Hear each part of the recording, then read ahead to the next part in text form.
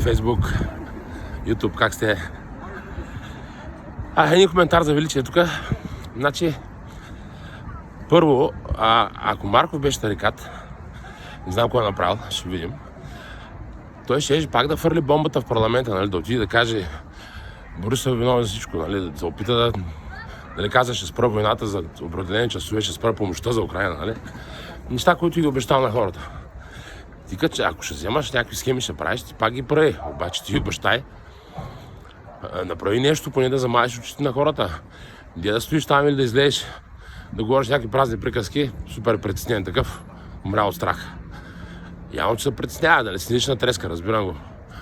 Обаче не мога да го правиш това нещо, братле. А и Велин, че се отстрал жестоко, това е друг въпрос. Че той не знаеха на всички срещи полковника лъжи. То му лечеше 100 км, че лъжи. Нали, ние сме направили това, ние сме направили това. Той говори, ние хори по един половер по студията с един шал, обикаля по студията като муха без глава. И сега изведнъж той се бил създал, ние сме направили това, ние сме направили. Чакай, бе, брат. Сложи един кръст отгоре върху блогъра и тръгна. И Велин, че си... Значи ти знаеш, че той се лъжи като дър циганин и на всички срещи си мълчиш. Нека да го оставим полковника. Какво да го оставиш полковника? Значи той да е лицето, той да обира славата.